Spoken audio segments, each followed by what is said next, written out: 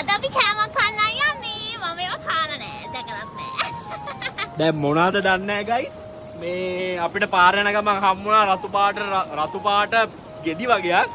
ඒ මාමා කිව්වේ මොකද්ද? හිඹුටු කියලා නේ. හිඹුටු අහලා තියෙනවා උනාට අපි දැකලා නැහැ නේ හිඹුටු මොනවද කියලා.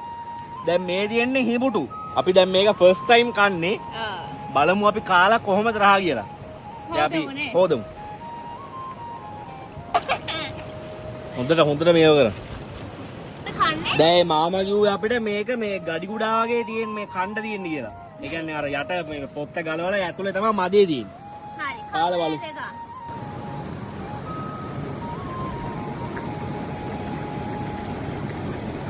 ඇතර ගඩි කුඩා වගේ තමයි ඇට ඇතු දෙක තුනක් තියෙනවා ඒකේ.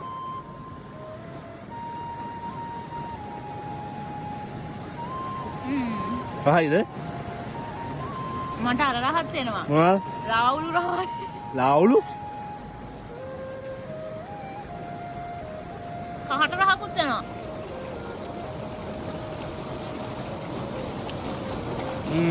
එනම් මේ ෆස්ට් ටයිම් ඔයාලා කාලා තියෙනවා. දැන් තව එකක් try කරමු.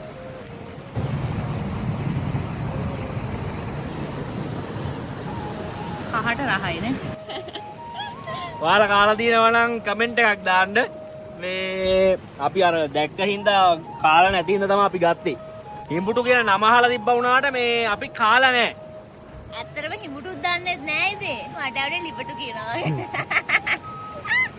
ඉතින් රහ නැහැ කී කන්නේ නෑ මම ඉතින් වල එකක්වත් රහයිද කියලා පැණි රහක් වෙනවද කියලා. ඒ කියන්නේ ඔක්කොම එක ගහේ ගෙඩි. ඔයාලත් කාලා තියෙනවා නම් කමෙන්ට් එකක් දාන්න. හම්බුනොත් කාලා බලන්න. එහෙනම් තව වීඩියෝ එක හම්බෙමු. ජය